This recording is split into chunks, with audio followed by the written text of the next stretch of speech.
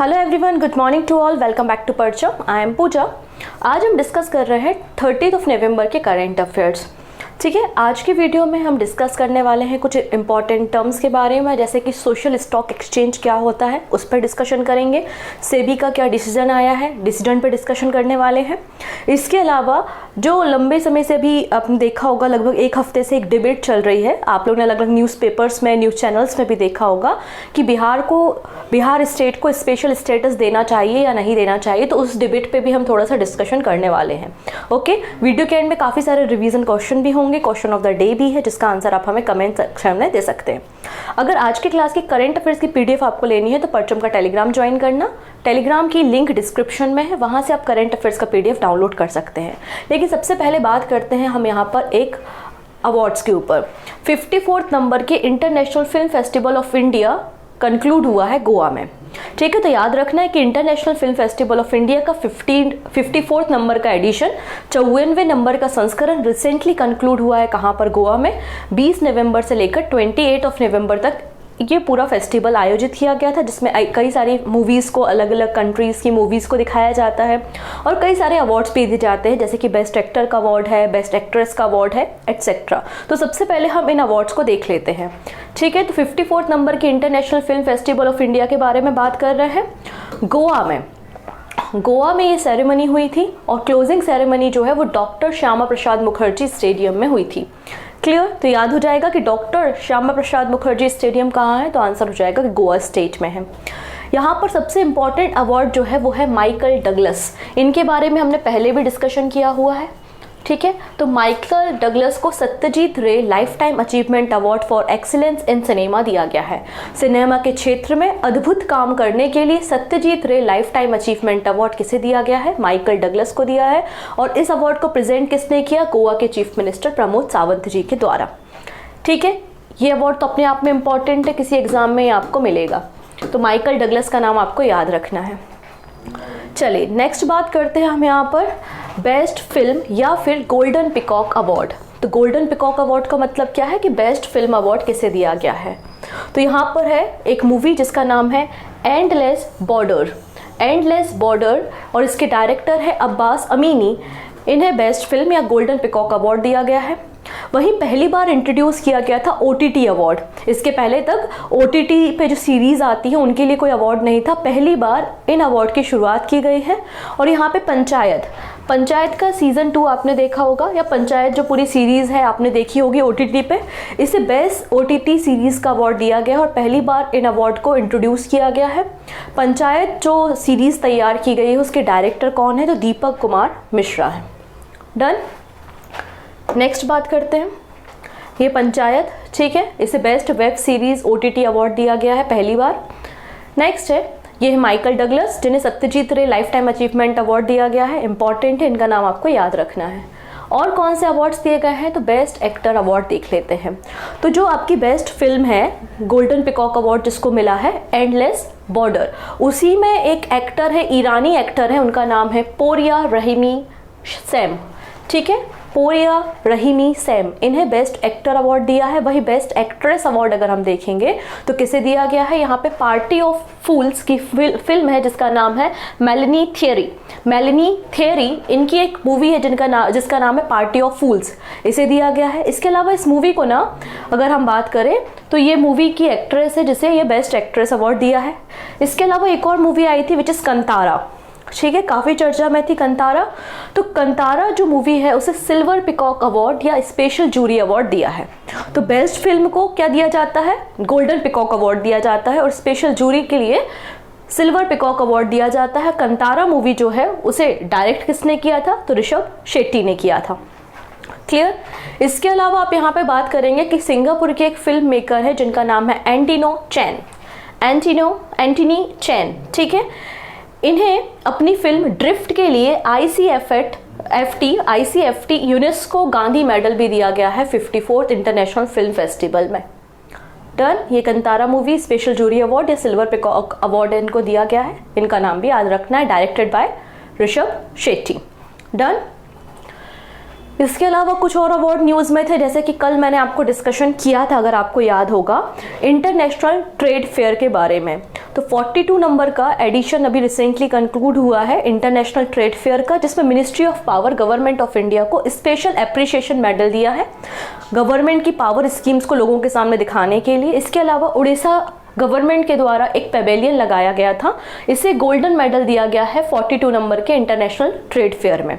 वहीं ministry of Ayush की अगर बात करें तो मिनिस्ट्री ऑफ आयुष को भी इंडिया में ट्रेड प्रमोशन ऑर्गेनाइजेशन के अंतर्गत एक्सीलेंस परफॉर्मेंस अवार्ड दिया गया है, गोल्ड मेडल इनको भी दिया है। ठीक है, तो इसके बारे में जो डिस्कशन हो गया था, ऊपर की 2 कैटेगरी और आप याद रख सकते हैं। अब यहाँ पे कुछ इंपॉर्टेंट पर्सन के ऊपर हम डिस्कशन करेंगे, लेकिन उससे पहले मैं आपको एक छोटी सी इन्फॉर्मेशन देती हूँ कि SSC targeted 2024 general awareness course launch हो चुका है। इसमें आपको जनरल अवेयरनेस के सारे सब्जेक्ट मिलेंगे, रिकॉर्डेड वीडियोस मिलेंगे, जनवरी से लाइव सेशन भी स्टार्ट हो जाएंगे विद PYQs। आप इस कोर्स को ले सकते हैं। ठीक है, इसके अलावा ये हमारा एग्जाम गाइडेंस सेल नंबर है, अगर आपको कोई डाउट होता है तो आप इस नंबर पर कॉल भी कर सकते हैं, डिस्क्रिप्शन में आपको लिंक मिल जाएगी। ठीक है,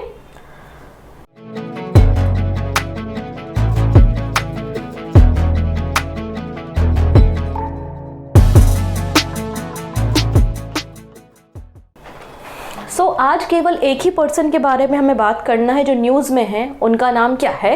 देव शर्मा। इंडियन ऑरिजिन है और ये चुने गए हैं ऑस्ट्रेलियन सीनेट में। जैसे हमारे यहाँ Rajya Sabha, Lok Sabha, upper house, lower house होता है ना, वैसे ऑस्ट्रेलिया में जो अपर हाउस होता है उसे ही सीनेट कहा जाता है। तो ये इंडियन ऑरिजिन MP है, फॉर्मर इंडियन ओरिजिन MP हैं, जिनका नाम क्या है? देव शर्मा है, और इन्हें upper house of the Australia parliament में मतलब सीनेट में चुना है। इसके अलावा ये ऑस्ट्रेलिया के एम्बेसडर भी रह चुके हैं इजराइल में, ऑस्ट्रेलिया की तरफ से राजदूत भी रह चुके हैं इजराइल में 2013 से 2017 तक। अगर हम शर्मा जी के बारे में बात करें तो ये पहले पर्सन है इंडियन ओरिजिन के जो कि ऑस्ट्रेलियन पार्लियामेंट में चुने गए थे 2019 में। क्लियर है?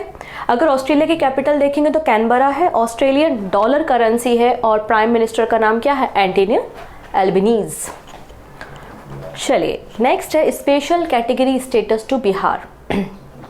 अब देखिएगा, बिहार की कैबिनेट के द्वारा रिसेंटली एक रेजोल्यूशन पास किया गया है। ठीक है, रेजोल्यूशन ऑब्वियस सी बात है, पास करके किसको देगी? सेंट्रल गवर्नमेंट को। सेंट्रल गवर्नमेंट के डिसीजन आने का वेट करेगी। क्या था उस रेजोल्यूशन में? तो बिहार गवर्नमेंट या बिहार कैबिनेट के द्वारा एक रेजोल्यूशन पास किया गया है जिसमें वो चाहते हैं बिहार स्टेट के लिए special category status to Bihar. Special category status to Bihar ऐसी डिमांड क्यों रखी गई? क्योंकि रिसेंटली आपको पता है कि बिहार का कास्ट बेस्ड सर्वे हुआ था 2022 का। इस सर्वे में कुछ इंपॉर्टेंट आउटकम्स देखने को मिले और इससे हमें पता चला कि बिहार में लगभग 1/3 बिहार की पॉपुलेशन जो है वो पॉवर्टी में है, गरीबी में है, और इंफ्रास्ट्रक्चर भी प्रॉपर नहीं है। ठीक है, इसलिए स्पेशल कैटेगरी स्टेटस की डिमांड बिहार के कैबिनेट के द्वारा की गई और इसके लिए एक रेजोल्यूशन भी पास किया गया है। क्लियर? क्योंकि इनका कहना है कि हमारे यहाँ पे जोग्राफिकली अगर हम देखें तो हमें कई चैलेंजेस फेस करने पड़ रहे हैं और हमारे यहाँ पे सोशल इकोनॉमिक प्रॉपर्ली डेवलपमेंट भी नहीं है। 1/3 पॉपुलेशन जो है वो पॉवर्टी मतलब गरीबी में है। क्या हमारे कॉन्स्टिट्यूशन में ऐसा कोई प्रोविजन है कि किसी स्टेट को हम स्पेशल स्टेटस कैटेगरी में डाल सकते हैं? तो आंसर है नो। हमारे संविधान में ऐसा कोई भी उल्लेख नहीं है, हमारे संविधान के किसी भी आर्टिकल में ऐसा कोई भी क्लॉज नहीं है। तो फिर कैसे कार्यक्रम होता है? तो बात ऐसी है कि देखिए, यहाँ पर जो 5th नंबर का फाइनेंस कमीशन बना था 1969 में, 5वें नंबर का जो फाइनेंस कमीशन बना था, जैसे कि अभी 15वें नंबर का फाइनेंस कमीशन चल रहा है जिसके हेड कौन है? NK सिंह है। वैसे ही 5th नंबर का जो फाइनेंस कमीशन था 1969 में, उनकी रिकमेंडेशन के बाद उनकी रिकमेंडेशन के बाद यहाँ पर स्पेशल कैटेगरी स्टेटस अलग अलग स्टेट को देना शुरू किया, लेकिन उसके लिए भी 5 क्राइटेरिया डिसाइड किए गए। उन्हीं 5 क्राइटेरिया के आधार पर अलग अलग स्टेट को जो है स्पेशल कैटेगरी स्टेटस प्रोवाइड किया जाता है, जिससे राज्यों को फायदा भी होता है। क्या फायदा है अभी हम देखेंगे। सबसे पहले इस मैप में देख सकते हैं, जनरली आपके यहाँ पे जम्मू कश्मीर, हिमाचल प्रदेश, उत्तराखंड, फिर यहाँ सिक्किम, अरुणाचल प्रदेश, आसाम, त्रिपुरा, मेघालय, मिजोरम, मणिपुर और नागालैंड, ये जो स्टेट आप देख सकते हैं जो नॉर्थ ईस्टर्न स्टेट है जनरली, और आपके जो ऊपर माउंटेन वाले जो स्टेट है उनको स्पेशल स्टेटस कैटेगरी में शामिल किया गया है। पहली बार आप देखेंगे जम्मू एंड कश्मीर जब उस समय स्टेट हुआ करता था, आज तो यूटी बन गया, तो जम्मू एंड कश्मीर, असम और नागालैंड को 1969 में स्पेशल कैटेगरी में शामिल किया गया था। स्पेशल कैटेगरी स्टेटस स्टेट को दिया गया था। 5 फैक्टर्स देखे जाते हैं कि जो वो स्टेट है किसी हिली मतलब कैसे डिफिकल्ट एरिया में वो स्टेट है, हिली एरिया में है, माउंटेन एरिया में है, वहाँ लगातार लैंडस्लाइड होती है, इंफ्रास्ट्रक्चर डेवलपमेंट करने में प्रॉब्लम है, लोगों को रहने में प्रॉब्लम है। जैसे कि आपने देखा होगा ना, ये जो एरिया है जैसे कि उत्तराखंड है, जम्मू है, यहाँ पे कभी भी लैंडस्लाइड हो जाती है, कभी एक्सट्रीम स्नोफॉल होती है, वेदर आपने देखा है कितना अप डाउन होता रहता है। तो ऐसे एरियाज। सेकेंड है लो पॉपुलेशन डेंसिटी, ऐसे स्टेट जहाँ पे पॉपुलेशन डेंसिटी बहुत कम है और मेजरली जो पॉपुलेशन है वो ट्राइबल कम्युनिटी या ट्राइबल ग्रुप से बिलोंग करती है, तो ऐसे स्टेट को स्पेशल स्टेट कैटेगरी दी जाती है। नेक्स्ट बात करते हैं स्ट्रेटेजिक लोकेशन, मतलब ऐसा कोई स्टेट जिसकी लोकेशन बहुत इंपॉर्टेंट है और वो किसी इंटरनेशनल बॉर्डर के साथ लगा हुआ है, तो ऐसे स्टेट को भी स्पेशल कैटेगरी में शामिल कर लिया जाता है। कोई स्टेट है जिसमें प्रॉपर्ली इकोनॉमिक डेवलपमेंट नहीं हुआ है और इंफ्रास्ट्रक्चर भी प्रॉपर्ली नहीं है, मतलब बहुत बैकवर्ड है वो स्टेट, तो ऐसे कैटेगरी में भी स्टेट को स्पेशल स्टेटस कैटेगरी दिया जाता है। इसके अलावा प्रॉपर स्टेट का फाइनेंशियल स्ट्रक्चर सही नहीं है, उस केस में भी ये कार्यक्रम होता है। तो अब यहाँ पे देखेंगे 11 स्टेट है जिनमें असम, नागालैंड, हिमाचल प्रदेश, ये सारे स्टेट है जिनको स्पेशल कैटेगरी स्टेटस दिया है। और तेलंगाना की बात करें तो ये नया स्टेट बना है, आंध्र प्रदेश से अलग होकर बना है, तो नया स्टेट बना है तो नए स्टेट की नई कैपिटल बनेगी, इंफ्रास्ट्रक्चर बनेगा, तो उसके लिए कुछ समय के लिए इसे दिया गया था। तो यहाँ पर एक क्राइटेरिया हमने समझ लिया कि कौन से वो क्राइटेरिया होते हैं जिससे हम किसी स्टेट को स्पेशल स्टेटस कैटेगरी में डालते हैं। तो बिहार कैबिनेट के लिए इसलिए यहाँ पे एक प्रपोजल सेंड किया गया है। बेनिफिट क्या होता है, तो बहुत सारे बेनिफिट होते हैं। पहला तो एक फाइनेंशियल बेनिफिट होता है। यहाँ पर एक कमेटी का नाम आता है गाडगिल मुखर्जी फॉर्मूला।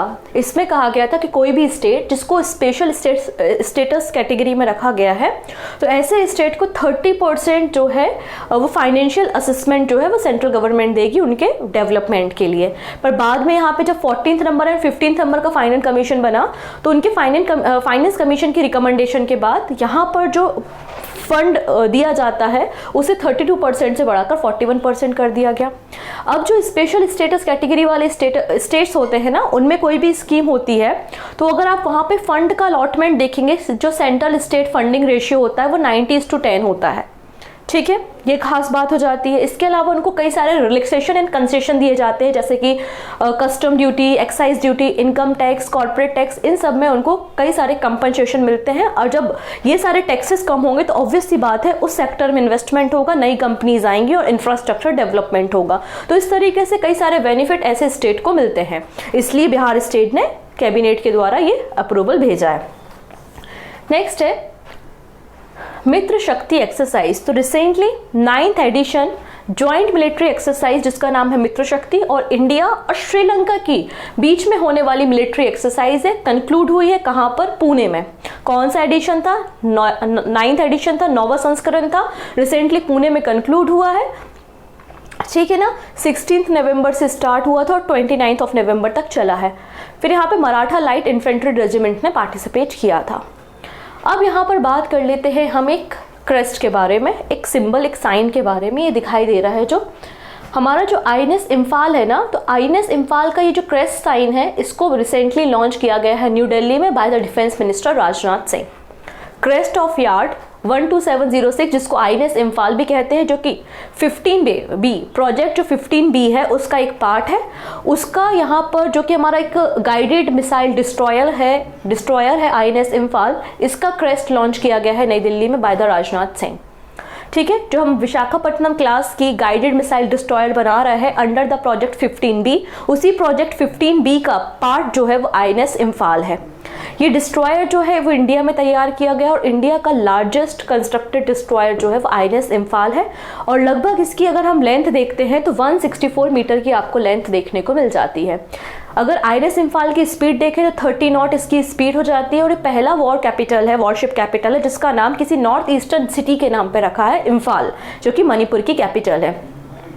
अब इस क्रेस्ट की अगर डिज़ाइन देखें तो क्रेस्ट की डिज़ाइन में आपको कांगला पैलेस देखने को मिलता है, जो कि मणिपुर की एक हेरिटेज साइट है या मणिपुर की एक आर्कियोलॉजिकल साइट है, कांगला पैलेस। इसके अलावा इस क्रेस्ट में हमको कांगला सा देखने को मिलता है। कांगला सा बेसिकली एक मणिपुर की हिस्ट्री में एक मिथिकल फिगर है जिसमें उसकी बॉडी या ड्रैगन की तरह होता है, हेड ड्रैगन की तरह होता है, बाकी बॉडी जो होती है वो लायन की तरह होती है।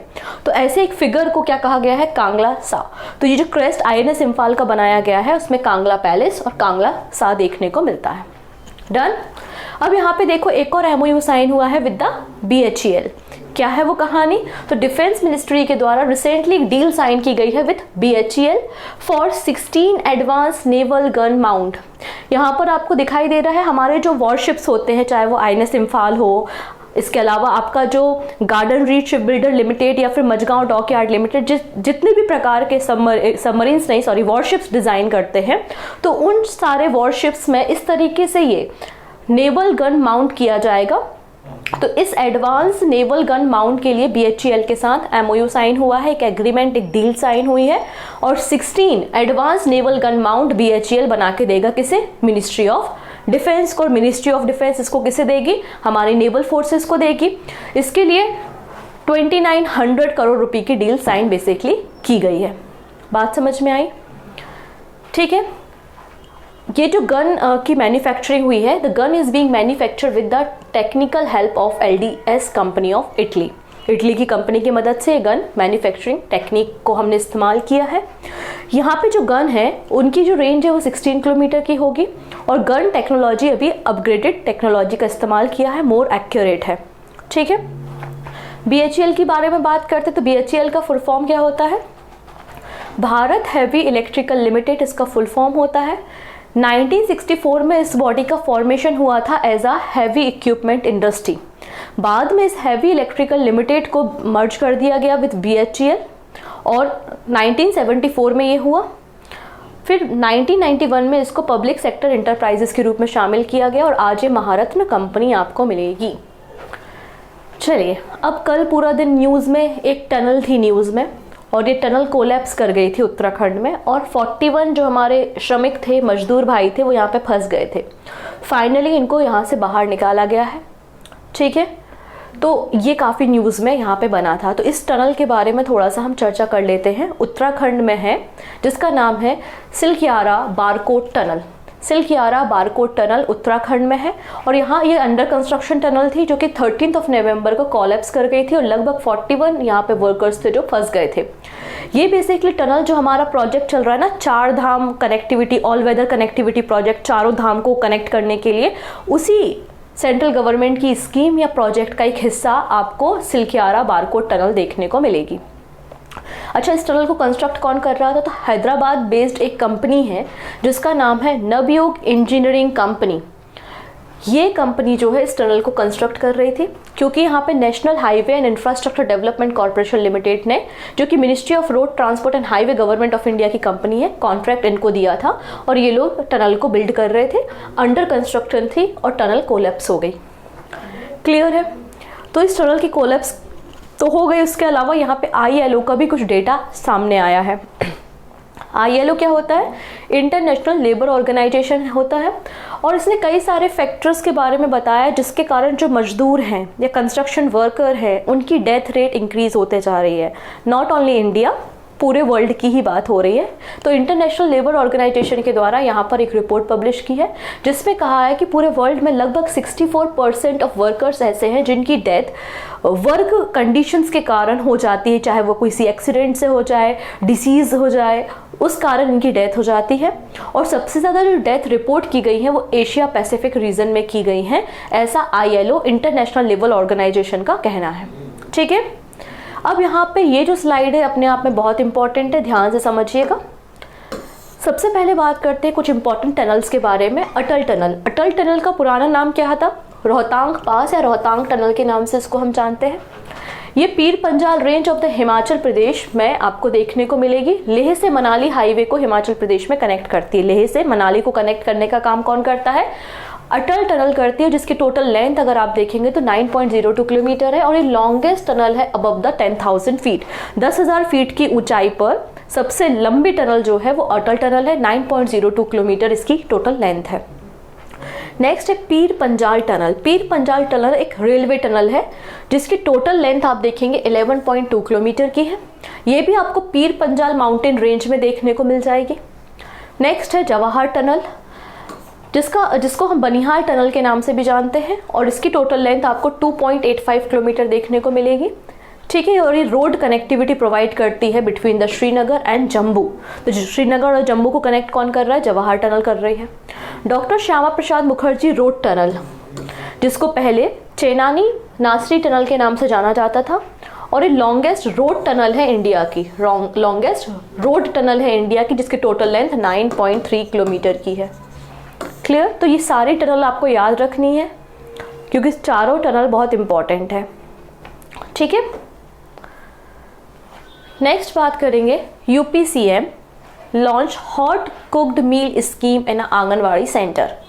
तो उत्तर प्रदेश के मुख्यमंत्री हैं ये, योगी आदित्यनाथ इनका नाम है, और इनके द्वारा recently hot cooked meal scheme को लॉन्च किया गया है। इसका मकसद जो है, अलग अलग आंगनवाड़ी जो सेंटर हैं उत्तर प्रदेश के, वहाँ पर 3 साल से लेके 6 साल तक के जो बच्चे हैं, 3 ईयर से लेके 6 ईयर तक के जो बच्चे हैं, उनको एकदम हॉट मतलब गर्म खाना, न्यूट्रिशन वाला खाना प्रोवाइड किया जाएगा।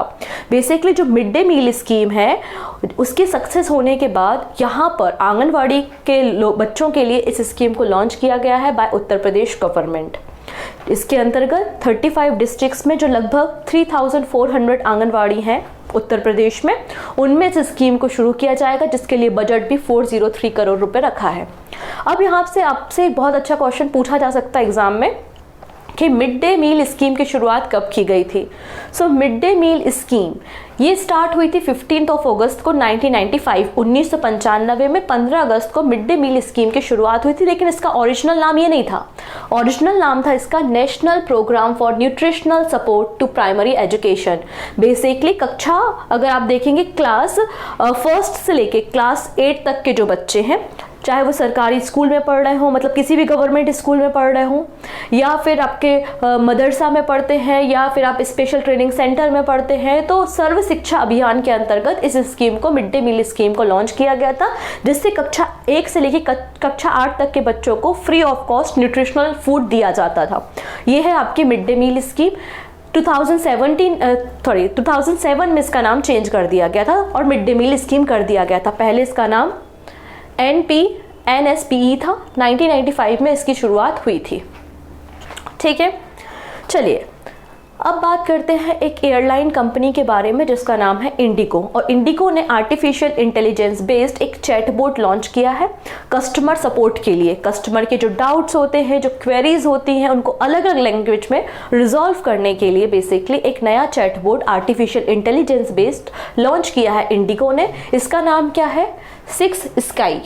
ठीक है, 6 स्काई, ESKAI। ये चैट असिस्टेंट है। किसने लॉन्च किया है? इंडिगो ने लॉन्च किया है। बेसिकली कुछ समय पहले, मतलब 10 नवंबर को, महाराजा जो आपका एयर इंडिया है, एयर इंडिया ने कस्टमर सपोर्ट के लिए एक चैटबॉट लॉन्च किया था विच इज़ महाराजा।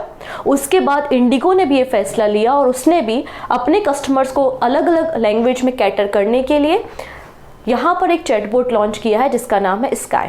ठीक है, अब यहाँ पे जो महाराजा चैटबॉट था, इसे Microsoft Azure open AI service के अंतर्गत, यूटिलिटी के अंदर बनाया गया था। और ये जो नया चैटबॉट इंडिगो ने लॉन्च किया है, ये माइक्रोसॉफ्ट GPT-4 के अंदर है। ठीक है, नेक्स्ट बात करते हैं यहाँ पर कृष्णवेणी संगीत निरंजन प्रीक्वल इवेंट। अच्छा, जैसे कि हम बात करते हैं, अभी टाइगर 3 आई है ना, टाइगर 1, टाइगर 2, टाइगर 3, वो क्या है? सीक्वल होता है, मतलब जो नेक्स्ट आएगा। वैसे ही होता है प्रीक्वल, जो पहले, जैसे कि कोई इवेंट बड़ा होना है तो उसकी रिहर्सल पहले कर लो, लाइक दिस। तो यहाँ पर कृष्णवेणी संगीत निरंजना प्रीक्वल इवेंट को कंडक्ट कराया गया है by the ministry of tourism and ministry of culture. ठीक है, और संगीत नाटक अकादमी और मिनिस्ट्री ऑफ, अगर देखें आप, government ministry of Andhra Pradesh, तो ministry of tourism, ministry of culture, संगीत नाटक अकादमी और आंध्र प्रदेश की गवर्नमेंट के द्वारा सक्सेसफुली 6 अलग अलग प्लेसेस पे हमारे क्लासिकल जो म्यूज़िक है, क्लासिकल म्यूज़िक को प्रमोट करने के लिए, हमारे रिच हेरिटेज को शो करने के लिए कृष्णवेणी संगीत निरंजनम प्रीक्वल इवेंट को कंडक्ट कराया गया। फाइनल जो इवेंट होगा वो कहाँ होगा? तो 10 से लेकर 12 दिसंबर के बीच में विजयवाड़ा में फाइनल इवेंट को कंडक्ट कराया जाएगा। नेक्स्ट है रास महोत्सव इन माजुली। तो माजुली आइलैंड आसाम में है, हम सभी को पता है, ब्रह्मपुत्र रिवर में सिचुएटेड है। तो रास महोत्सव की शुरुआत हो चुकी है असम के माजुली आइलैंड में। और असम का माजुली आइलैंड वर्ल्ड का लार्जेस्ट ह्यूमन रिवर आइलैंड है, जहाँ पे इनहेबिटेड, मतलब जहाँ पे इंसान रहते हैं। ठीक है। यहाँ पर बेसिकली जो वैष्णव धर्म के या फिर असम में जो वैष्णव धर्म के लोग हैं उनके द्वारा बेसिकली माजुली आइलैंड पे रास महोत्सव का आयोजन किया जाता है। वैष्णव धर्म के काफ़ी लोग यहाँ पे इकट्ठे होते हैं और इस आइलैंड में आपको वैष्णव धर्म के कई सारे मोनेस्ट्रीज देखने को मिलेंगी जिनको सत्र कहा जाता है। अब यहाँ पर एक ट्रेडिशनल ड्रामा भी परफॉर्म किया जाता है जिसका नाम है भावना। तो भावना क्या है? एक ट्रेडिशनल ड्रामा है जो कि यहाँ पर परफॉर्म किया जाएगा रास महोत्सव में माजुली में। डन। चलिए नेक्स्ट बात करते हैं सोशल स्टॉक एक्सचेंज। जैसे आप लोग ने बॉम्बे स्टॉक एक्सचेंज का नाम सुना होगा, नेशनल स्टॉक एक्सचेंज का नाम सुना होगा, वैसे ही हमारे जो एनजीओ वगैरह होते हैं जो सोशल कामों में जुड़े हुए होते हैं, अगर वो शेयर मार्केट के ज़रिए पैसा जनरेट करना चाहते हैं तो उनके लिए, केवल उनके लिए सोशल स्टॉक एक्सचेंज को लॉन्च किया गया था। सेबी के अप्रूवल के बाद लॉन्च किया गया था, जिसमें हर एक व्यक्ति, चाहे मैं हूँ, आप हो, किसी भी एनजीओ के शेयर्स ले सकते हैं, एनजीओ में इन्वेस्ट कर सकते हैं। सिंपल सी कहानी ये है।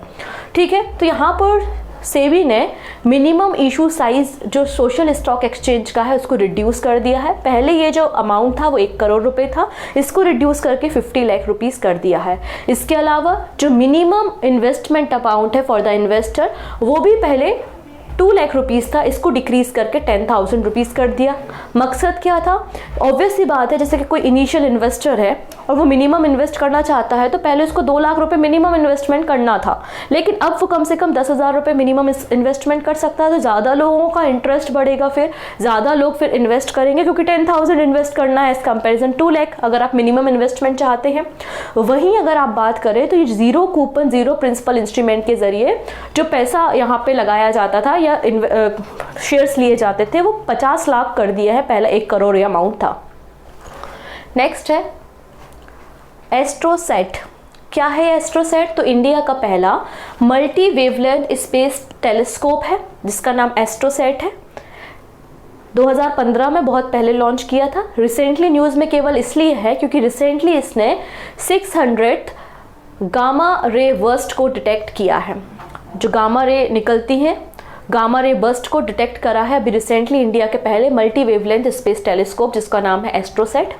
ये इंडिया का पहला मल्टी वेवलेंथ स्पेस ऑब्जर्वेटरी है जो कि डिफरेंट जो ऑब्स्टिकल या सेलेस्टियल बॉडीज है उनसे x rays, gamma rays, UV lights वगैरह जो निकलती है उनको डिटेक्ट करने का काम करता है।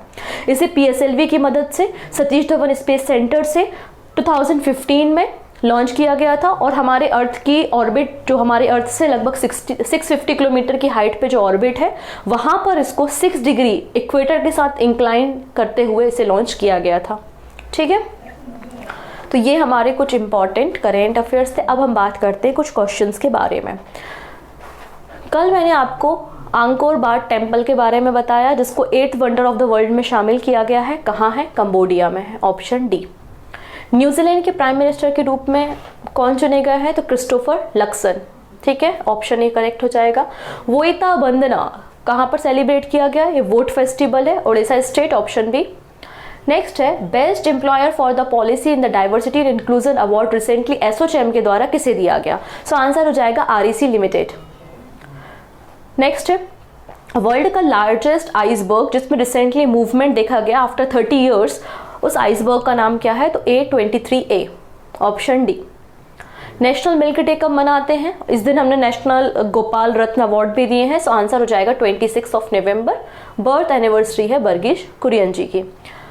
नेक्स्ट डॉक्टर बाबा साहब अम्बेडकर का स्टैच्यू सुप्रीम कोर्ट में कॉन्स्टिट्यूशनल डे के दिन किसने अनवील किया है? आंसर हो जाएगा president of India Draupadi Murmu.